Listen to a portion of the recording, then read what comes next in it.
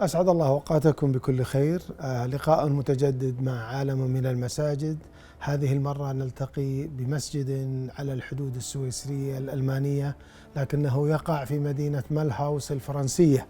هذا المسجد أو المركز الإسلامي الكبير مركز النور يشكل نقطة التقاء أساسية للمسلمين الفرنسيين في شرق فرنسا على الحدود الدولية الأوروبية، لكنه حقيقة يثير كثير من التساؤلات حول أهمية الوقف الإسلامي خصوصا في الدول غير الإسلامية.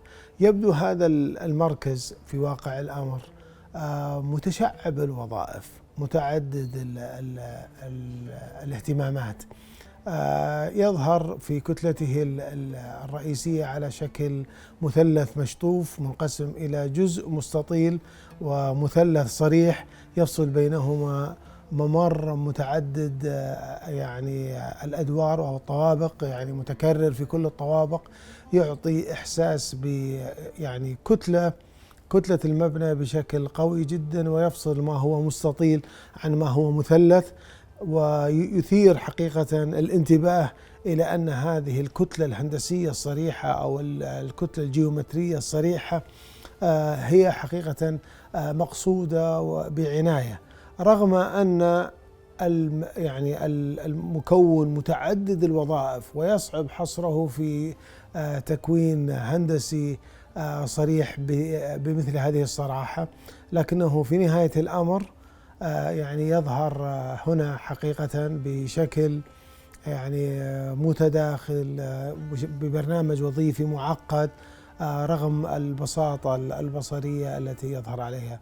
المركز لا يظهر أي مئذنة تشير إلى أنه مركز إسلامي، لكن تظهر القبة من بعيد لتشير إلى مكان المسجد، حيث أن المسجد الذي خصص لأكثر من 2000 مصلي ويمثل 13% أو 13% من مساحة المركز التي تبلغ 10,000 تقريبا 10,000 متر مربع.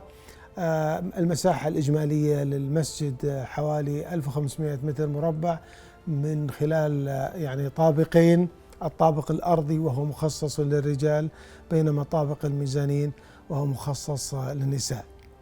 أعود مرة أخرى قبل أن أتكلم عن التفاصيل، لأن هذا المشروع حقيقة يحتوي على كثير من التفاصيل، لكن أبدأ في وصف البرنامج الوظيفي بشكل مبسط، حيث يوجد في طابق القبو النادي الرياضي، يحتوي على مسبح وساونا وكذلك بعض النشاطات الرياضية، يوجد حلاق للنساء أو كوافير، كذلك يوجد أعتقد بعض الوظائف الأخرى التي تدعم النشاطات الطابق البيسمنت. أعتقد هناك يوجد سوبر ماركت كبير جدا يوجد في طابق البيسمنت سهل الوصول له. في الطابق الأرضي يوجد المسجد وهو المبنى الرئيسي، إضافة إلى خدمات الجذب، يوجد هناك المقهى، يوجد هناك المطعم. ولأن المركز الإسلامي ليس فقط يستخدم من قبل المسلمين، في الغالب هو نقطة التقاء، في الغالب هو نقطة تجمع، فوجود المطعم والمقهى هو فرصة لالتقاء المسلمين بغير المسلمين، ومن يريد الصلاة يذهب إلى المسجد. في الطابق طبعا قاعة الصلاة هي مفتوحة على باقي الطوابق، هناك 3 طوابق فوق الأرض تتميز حقيقة بارتفاعات الشيخ، بالإضافة إلى قاعة متعددة الأغراض توجد في الطابق الأرضي. إذن القاعات أو الفضاءات الجماهيرية أنا أقول، أو فضاءات الالتقاء، فضاءات الترابط بالمجتمع المحيط، غالبا تقع في الطابق الأرضي. فضاءات الخدمات تقع في القبو. فضاءات الدراسة وقاعات الدراسة، قاعات الدراسة تقع في الطابق الأول والثاني، قاعات الدراسة في الطابق الثاني مفتوحة على فناء جميل جدا على شكل نصف دائرة مفتوحة للسماء. في مجمل التكوين المعماري والفراغي المتداخل والمتعدد الذي يحتوي عليه هذا المركز تظهر يعني كثير من الجوانب المهمة المرتبطة بإعادة تفسير يعني العمارة التاريخية. في البداية الواجهة الرئيسية تبدو يعني على شكل رواق يعني مجزأ من خلال أعمدة ثنائية التكوين تشكل شجرة تذكرنا بكل يعني تفاصيلها بالعمارة الأندلسية التي تطورت بعد عبد الرحمن الداخل وظهرت في حكم أو في عصر الأموي المتأخر، حيث ظهر التكوين الشجري للأعمدة والأقواس. تبدو الواجهة حقيقة إعادة يعني وإعادة تفسير وتطوير يعني التكوين الزخرفي الإنشائي، حيث ارتبط التكوين الزخرفي بالتكوين الإنشائي في العمارة الأندلسية، وهنا تظهر وإن كانت على شكل يعني قوالب مسبقة يعني البناء، ويعني حيث أنها تبدو يعني رشيقة وأنيقة ودقيقة حقيقة في تفاصيلها. فكرة ثنائية الأعمدة أو الأعمدة المزدوجة التي تظهر في هذا التكوين الشجري تذكرنا بتكوين تاريخي مشهور جدا حقيقة، حيث تظهر الأعمدة المزدوجة في كثير من المباني، ليست فقط في عمارة الحضارة الإسلامية ولكن في كثير من العمائر، ولأنه يقع في منطقة تجمع بين الشرق والغرب وتجمع بين الإسلام والمسيحية. هذا المركز حقيقة يحاول أن يكون رسالة حضارية وثقافية من خلال تكوينه البسيط، من خلال رشاقته المعمارية، من خلال تكوينه المعقد، من خلال تكوينه الفراغي المعقد، وإن كان التصميم حقيقة يعني وضعه يعني بشكل بسيط ومباشر. المصمم جان برودبيد وهو فرنسي، حقيقة استطاع أن يقدم يعني هذا المركز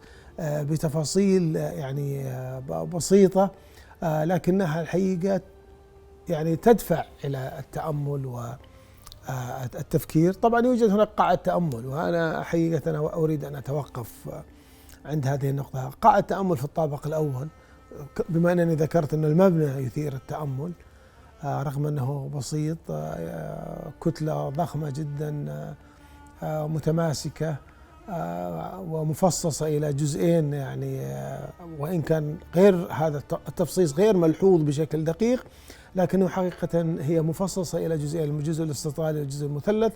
تظهر القبة في الركن يعني الزاوية الحادة للمثلث لتشير إلى موقع المسجد.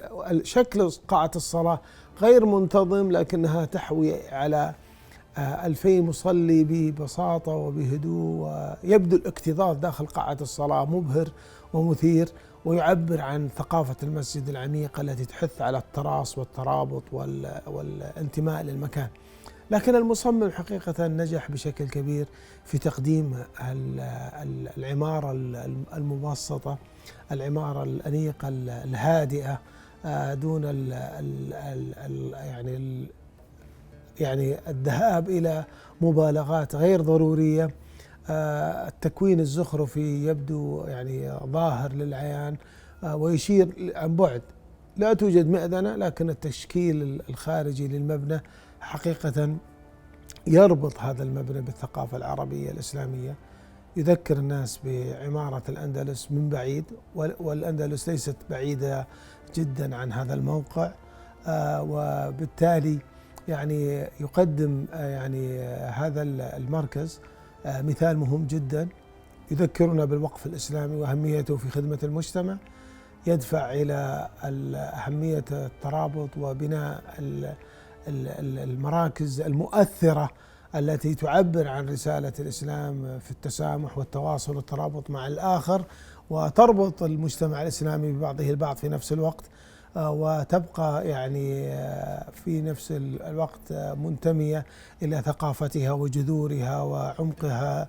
التاريخي أكثر من ارتباطها فقط بمجالها المكاني، وإن كان هذا المبنى حقيقة يرتبط بعمق بمجاله المكاني بشكل واضح، حيث يجمع التاريخ البعيد الممتد خارج هذا نطاق المكان، والمكان بطبيعته ويعني عمقه الطبيعي وتفاصيله المناخية وحتى البشرية والجغرافية.